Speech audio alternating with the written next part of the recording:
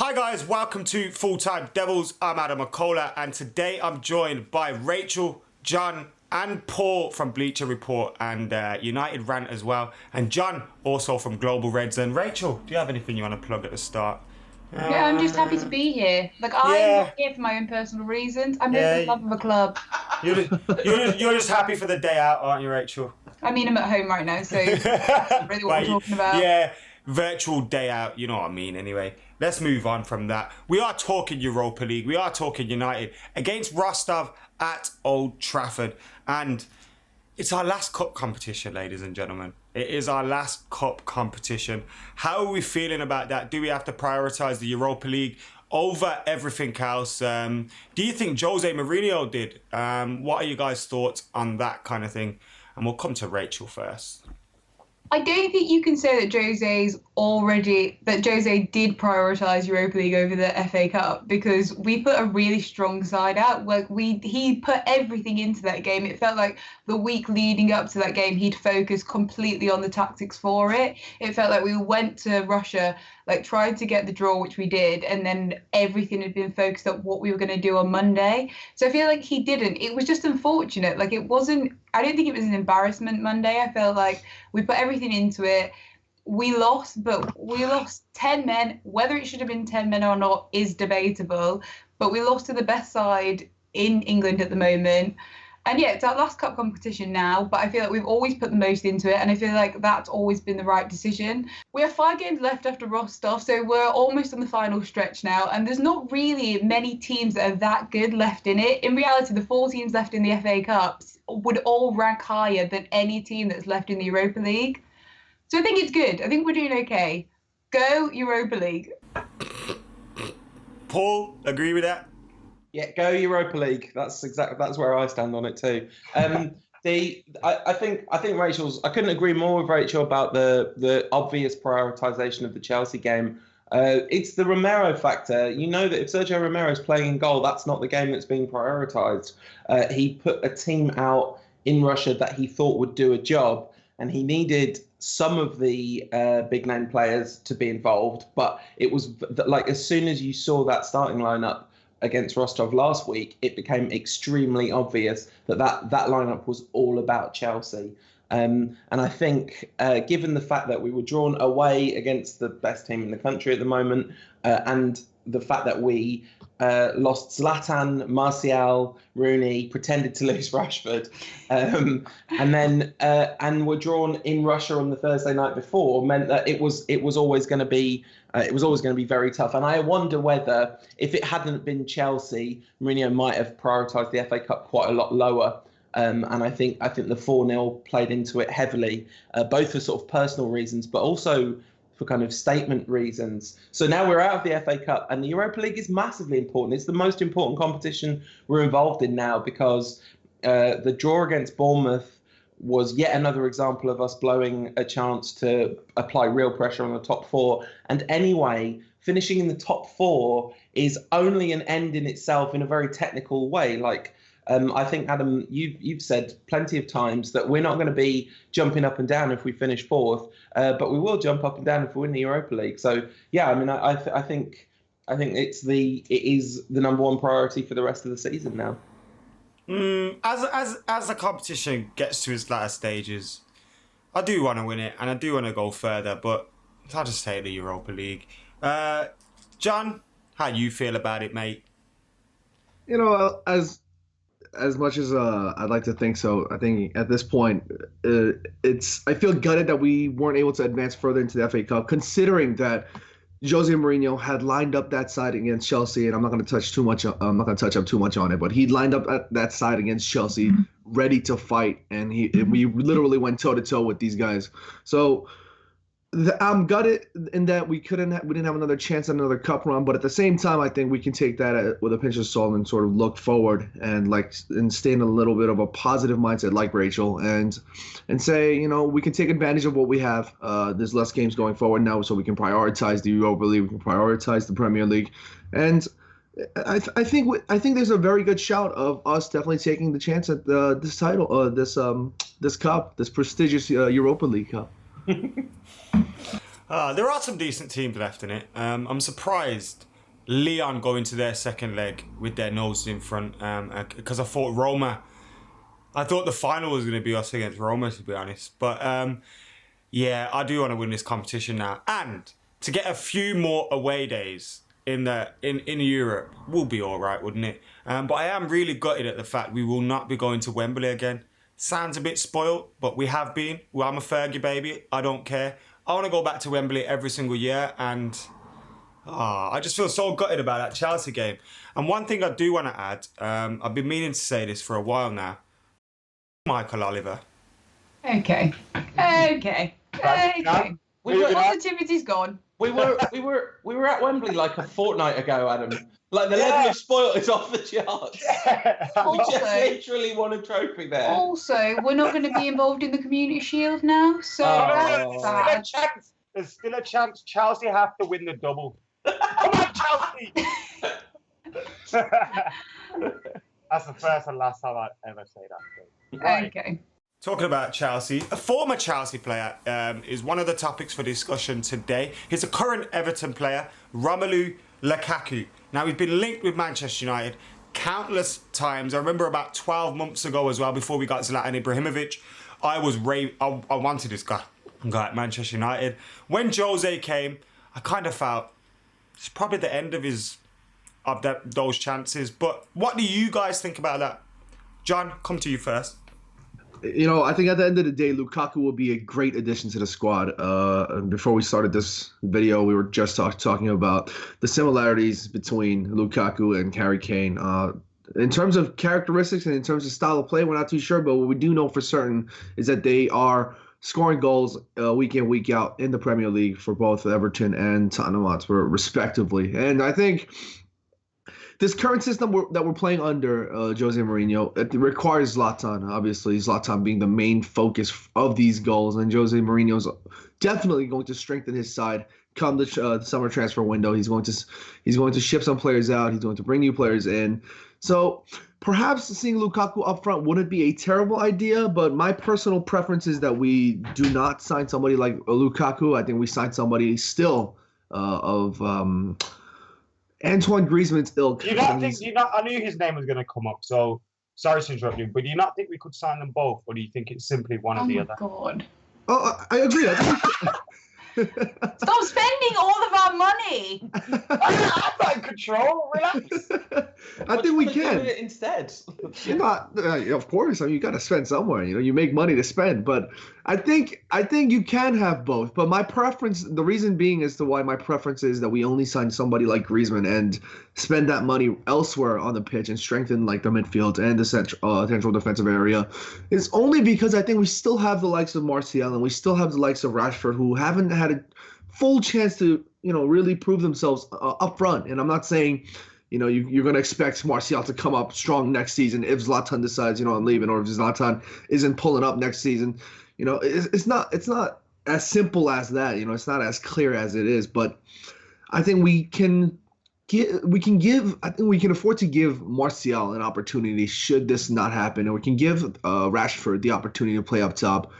Maybe with Griezmann, alongside Griezmann, or with Griezmann sitting behind them. Yeah, I hear that, John. I'm a massive fan of Lukaku, and at the moment, I think Harry Kane, I know the reason I'm saying this is because the discussion is always made, and we're always linked to both. I don't think Levy would sell Kane to us, but still, Kane looks better right now. But he's been playing in such a better team and such a better unit. And I think Romelu Lukaku, if he was in Kane's position, he'd probably be tearing it up as much. Paul, how do you feel about the situation? Do you want to see Zlatan extend for another year? Do you think it's imperative that we keep hold of Zlatan Ibrahimovic for another season? Or would you be happy to see us replace him with someone like Lukaku? I think that these questions are not questions which have simple and clear-cut answers. I feel a degree of ambivalence about the possibility of signing Lukaku because... And it's not really about Zlatan, to be honest. It's about Rashford and Martial a little less because he's so effective wide on the left, even if we think maybe centre forward would be his best position in the long run. But if we signing Zlatan was incredibly sensible. It was Jose Mourinho's kind of conduit on the pitch. They had that existing relationship. He knew the young players would look up to him. He knew that he would have that kind of winner's mentality in the dressing room, all that kind of stuff. And also he knew that it would be short term, whether it's 1 season or 2, maybe even at a push 3. I think that's pretty unlikely, but, we'll see. It wouldn't be a long-term decision. But if we sign Lukaku, we're saying we're building our attack around Lukaku for a generation, essentially, because he's so young. He's not going to come to be a rotation option for us. He's much too good for that. I think but on the plus side, he's much more ready right now to be a striker leading the line in the Premier League. And also, of course, he's a really natural fit for, he's a big, tough striker, something that Mourinho has always liked. And so it does make a lot of sense in one way. My issue wouldn't really be about whether Zlatan stays or goes. It would more be about what happens to Rashford. Do you think we could keep both happy? And I'm going to come on to Rachel next as well, but do you think we could keep both happy in a word? I can't give you that answer in a word. Go on then, give me an answer. I think the answer is maybe, but it would be extremely challenging. You could keep Rashford happy for a year or 2, but really, Rashford is so young that it's kind of unreasonable for him to be expecting to lead the line for United now at his age. But he's kind of ready to be a line-leading striker somewhere for someone. And so I don't know. I think it would be extremely challenging to keep them both happy, because there aren't enough games. If we had a different manager, you could argue that maybe we could keep them both happy. But Mourinho does not rotate winning. So look how many games Zlatan Ibrahimovic has played at the age of 30 million. He plays 90 minutes every week, every game, basically. So, and that's Mourinho, that's not Zlatan. So I would think it would be very unlikely we could keep them both happy. Cool. Thank you, Paul. Rachel, I want your opinion, but also you're making the decision. Lukaku or Zlatan next season. Okay, so to sum up what we've all been talking about really is, we're all geared to Rashford. I feel like that's where all of our eyes go. Maybe John a little bit less, but that's where we're going. That's who we care about. Football is a long-term investment for us. We see it into the future, and we want Rashford to be leading our line. The thing about Lukaku and Ibrahimovic, in a completely separate conversation away from our football club, you probably would decide that Lukaku was better, mainly because they're both scoring lots of goals right now, but Lukaku has youth on his side. He's 23 years old and the football world is at his feet. But the exact contrast to that is that Ibrahimovic is 34 years old and has age on his side. He has so much experience. He is so refined in the sport. And that is why I feel like he is so much the better fit for us right now. If we want Rashford to do well, like Paul was speaking of, it's not Lukaku's youth that he needs to look at and learn from, because he's actually got 4 years of youth on him. It's the calmness, it's Ibrahimovic's experience and skill that he... But the issue with all this is, and I have just decided right now, guys, Ibrahimovic is the one we want. Ibrahimovic hasn't signed his contract for next year. He's not agreed to it. And he wants, whether that be money, or which I doubt because we spend so much money, or if it's the fact that he wants a 2-year contract, which again, I don't know if I agree with, because we're talking about Rashford, he needs stabilizers right now. He needs somebody there. We saw that on Monday with the fact that he did all the hard work. He had all the skill, but then he didn't quite get the shot off. So he's kind of got stabilizers right now. And in 2 years, I want him to be flying and leading the line. But then that's the point, isn't it? That's what we've all been talking about. There's so many factors. I would like it to be Ibrahimovic next year and not Lukaku, but we can't guarantee that. I don't think that miss on Monday tells us anything, really. Yeah, Zlatan would have missed that. Well, this is the other thing about the Zlatan conversation. He has missed an astronomical number of big chances this season. He's really badly let us down in a load of really important moments. We would be, if that wasn't part of his game. Don't go down this road, please, Paul. Where can we be? The problem is it's true. This is the problem with the conversation about Ibrahimovic. That's why it's not clear cut, because he's been incredible. incredible quite often as well. And so he's carried us on one hand and dropped us on our head on the other hand. So this is, and Rashford's had, I think, 2 games at centre forward this season, basically. So the fact that he didn't take his one chance against Thibaut Courtois as well, yeah, but I don't mean it just like that. I mean it. Maybe that's what I'm saying as well about Lukaku. The idea that it's not so much the game that I'm wanting him to learn from Ibrahimovic, but more so the persona of it, the way to handle it. Yeah, I got what you were saying there. Yeah, but I do think Zlatan would have missed it as well. And he would never have made it because he had to run half the length of the pitch. Yeah, and it's also interesting that would we have tactically. Before the red card, again, Michael Oliver. Before the red card, it feels like that Real Madrid game all over again. Seriously, just not as painful. But I've been saying that to anyone who'll listen. Where was I? I don't even know what I was talking about anymore. You're like, red card! Red card. Even before that red card, I felt the way we had played and with the 2 strikers up top and with the pace that they had, I felt that was our game plan. And I don't think our game plan would have worked as much with Ibrahimovic. So I kind of feel we benefited being without him that day. That's what I wanted to say. But again, that message kept coming through my head. Michael Oliver. I feel like Mkhitaryan and Rashford looked so good together, and they're both young. I really like the idea of them growing into each other and getting on a level. That's the future. The thing about that game is, though, I can't shake the feeling we would have won it if Ibrahimovic had been there. Because having just said he's let us down in a few crucial moments, generally speaking, that hasn't been the big moments when the spotlight's fully on him, when we need him. So Mourinho would have built the team completely differently. Our tactics would have been different. But it feels like a very above average chance that Ibrahimovic would have come up with some big goals in that game. Anyway, we're gonna move on. Let's get over that. No point crying over spilt. I don't know, what is it? Milk. FA Cups, yeah. FA Cups. Oh, I love the FA Cup as well. Well, stop loving it. Love the Europa League now. Love the one you're with. Right, then time for a quick break. We'll be back in a sec. Right, starting 11 time now, and this is the moment I've been waiting for a long time, because top of the league I am. John, how do you feel about that, mate? 4 points clear of you at the moment. I don't know. I haven't been able to come on as of late, so I was thinking, maybe I had nothing. Maybe it's time for Adam to take up. Right. John, I'll let you go first then. What's your starting 11? Can I just remind you guys that the table is going below us, but I'm top with 59. John's second with 55. Statman Dave's third with 53. Howson's got 46. Is foul fast now. He's fourth like Arsenal. Paul is on 37. So 11 points could take you ahead of Howson. So the race is on there. Andy Tate's on 25. Mo's on 19. He had some points deducted for that dab though as well, I think. Rachel's on 18. Josh is on 15.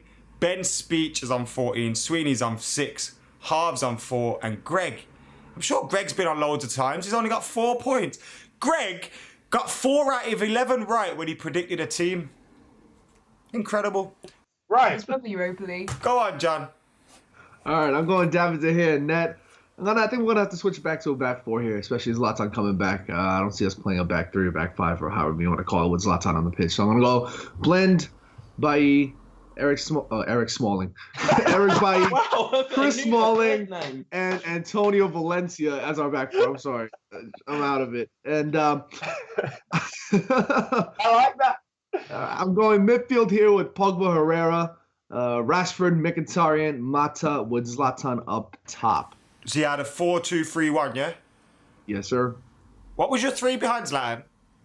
Rashford, Mkhitaryan, and Mata. Nice. Paul? First of all, top of the league, you're having a laugh. This game is You're a laugh. this game is rigged. Like, there is no doubt. Speak to Statman Dave about this. Per 90 stats, much more relevant than overall numbers. Right? This game should be the game. Per appearance. That's a ruin the game. It's all about points. Points on the board. Points are on the board. I like that. So the first decision is in some ways the hardest because I so far I've generally been thinking the first cut is the deepest and the first decision about the goalkeeper is the hardest.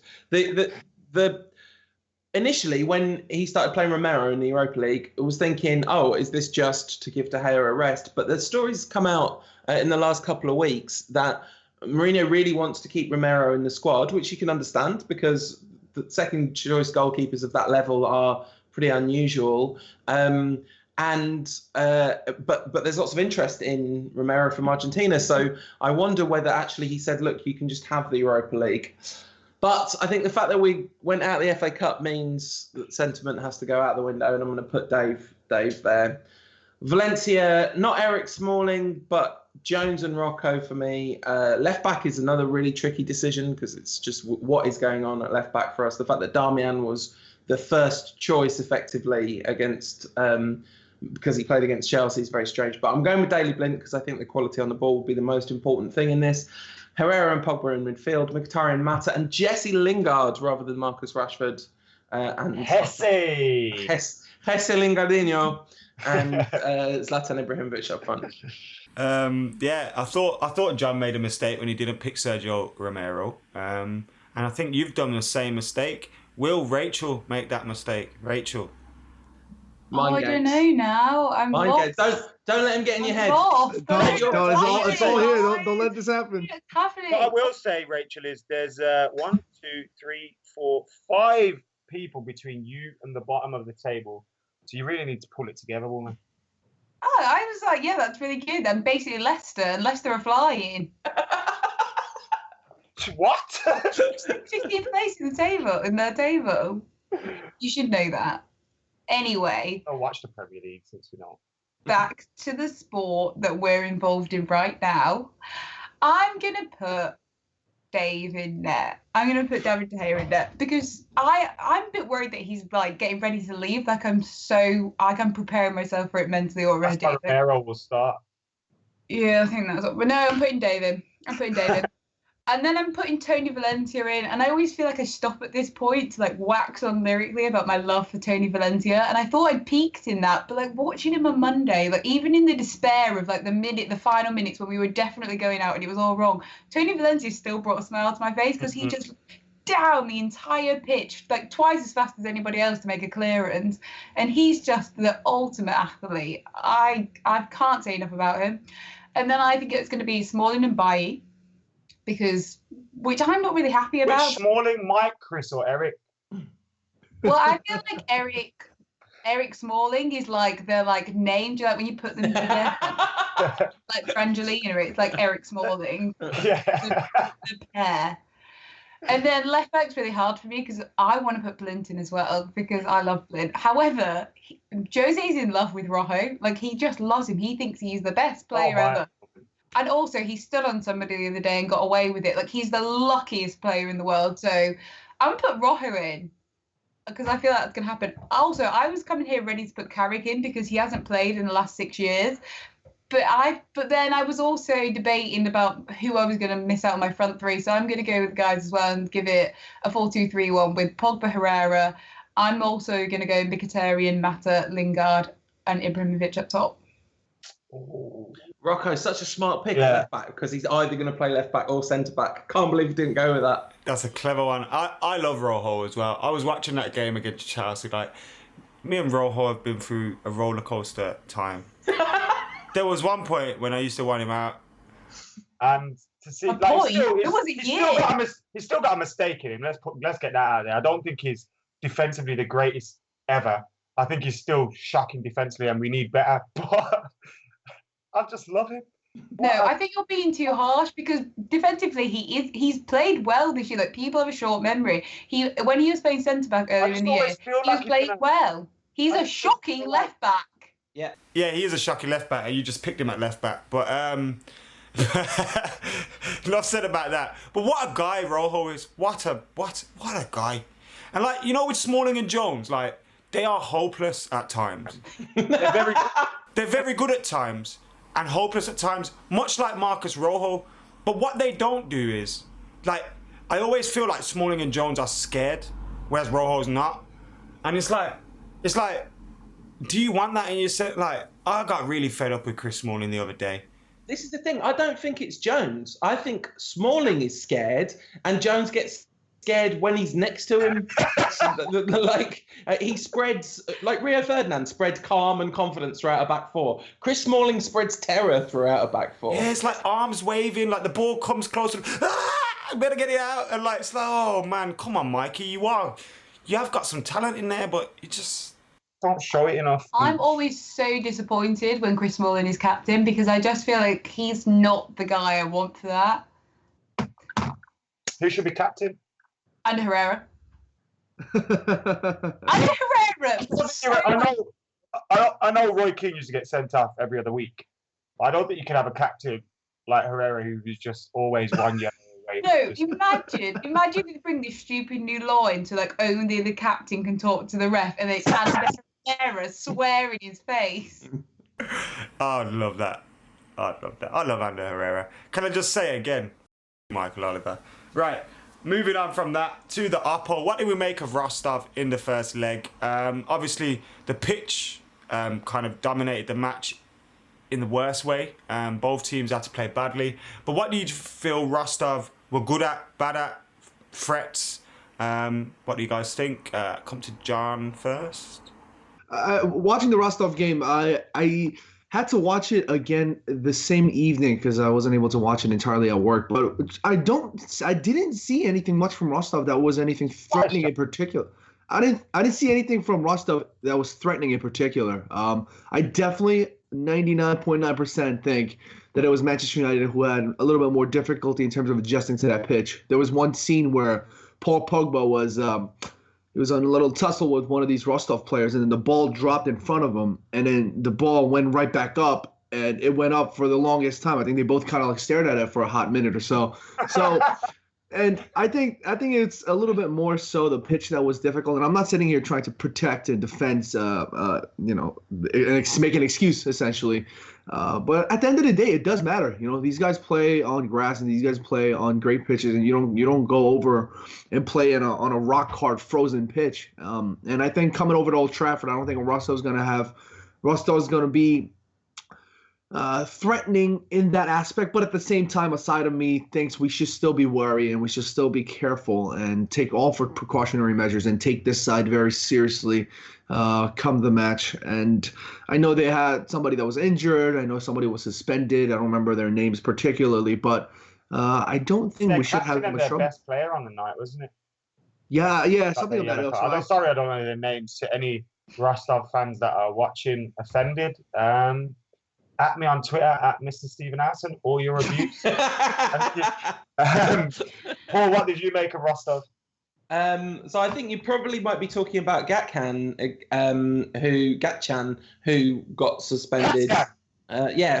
He tried to give Zlatan a CAT scan at one point. I mean, the pitch. The thing about that game is it's not really a football match, is it? Like, it's very hard. Volleyball. It was sort of like it was football match adjacent, but it wasn't. It didn't have many of the characteristics you would expect from a standard high level football match. I mean, Bukarov was excellent leading the line for them. Thoroughly deserved his goal, and of course, like Azmoun is the guy that is attracting all the attention. The Iranian Messi, they call him. They only brought him on late. I wonder if they'll play him a lot earlier because they're chasing the game. The one thing I slightly regret about our team, the team selection, is the fact that I didn't pick Fellaini anywhere. Not that I desperately want to see him, but I think Mourinho might put him in the team somewhere for height, assuming that Rostov take that kind of same approach to away performances and are looking to launch it long. They played with three at the back, and we lined up to match them three at the back. We looked like we could cause their back five all manner of problems with speed on the ground, and I'm reluctant to be complacent ahead of the United game, given how shaky we are when we're supposed to win. But they don't look like they have enough. They look like a team that is built to play well on that terrible pitch, and that's what their whole kind of identity is built around. And I suspect if we looked at their away record, it would be considerably less impressive. Can I call back to That was stressful. Can I call back to the Iranian Messi, please? Because I hate this phrase so much. Like, not every country hate the Iranian gets to have a Messi? Messi. Only Argentina gets to have That is it. There is no English Messi, and there is no Iranian one. What about this? There's a Portuguese Ronaldo. There you go. But that's completely different phrases, isn't it, Adam? What you've done there is you've got the words Ronaldo and Messi confused. I should also point out that I said their away record's probably terrible. Their last Russian league away match, they won 6-0. 6. You know. I was going to say that. In Russia, I was going to say that. No, like, we've played roughly 1,000 games in the last 6 months because we've been playing so much. And in Russia, they have a 3-month winter break. They've only had 5 games since then, and they've not lost in any of them. So as much as you can't, it's hard to compare. One, they're in 8th in the Russian league at the moment, but as we've talked about Leicester before, it's not really comparable to cup competitions. And also, they're rested and they're up for it.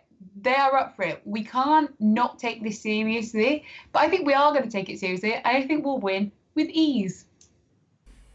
I like that. Also, I just remembered, sorry, we're gonna do a little bit of a moonwalk in this preview. I forgot to give my 11, and there's no way I'm moving on without giving my 11. So Romero's in goal. What do you got, lady? Now it's heard your thoughts. Yeah, Romero's in goal. Valencia, Rojo and Jones. Luke Shaw. Is he going to go 4-2-3-1? Or who have we got at the weekend, Middlesbrough? You've had so long to think about this. You've had so much analysis on it.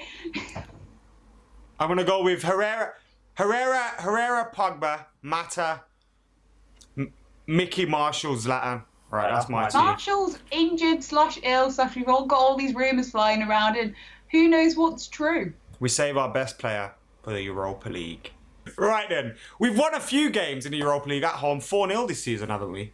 If I remember correctly. Will it be the same again? It's score prediction time, guys. And I'm going to come to you. You're not going to tell me now that you've already given me your score predictions, are you?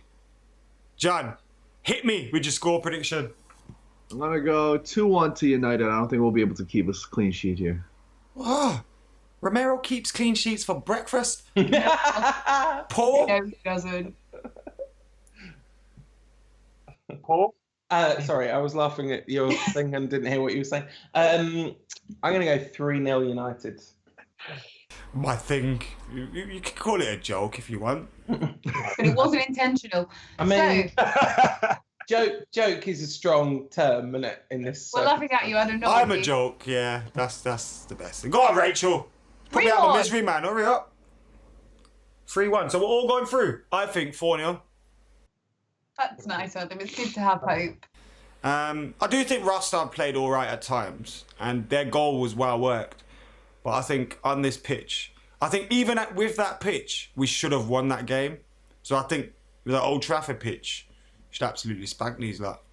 And if we don't, they probably don't train on that pitch, so it's not like we don't have experience of bad pitches, but they probably have experience of good pitches, if you get me. So we of don't course, yeah. know I don't think they're just they've not got an advantage over us anymore, but it doesn't mean that they're at a disadvantage. Guys, get your comments in below. What are your predictions for this game? And what are your predicted 11s for this game? Would you start with a 4-2-3-1 or 4-3-3? Is my 11 right? Will I stretch my lead at the top of the league table? Thank you for joining us, Paul. I'm going to give you guys a little plug time. Go on, Paul, plug something. If you like listening to people talk about Man United, you might want to check out our podcast, which is called The Rantcast. You can find it on iTunes by searching, on the iPhone podcast app by searching United Rant, or whatever podcast app you use.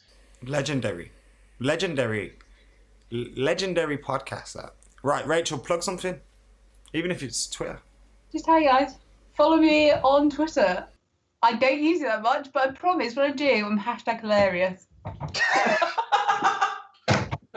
See, stitches. John, put me out my misery ASAP, please. You guys can follow me on Twitter, Mr. John Shin. Come holler at me, shoot me some love. Tell me you watch me on Full Time Doubles, and that's all I need. Oh, you're a legend, mate. I love use of the words holla, hot minute, like so New York. I love that. Right, we're done here. Follow us at FullTimeDEVILS. Subscribe to youtube.com/FullTimeDEVILS. We're on Facebook. We're on Snapchat, Instagram, Tinder, all of that. Make sure you follow us. See you later.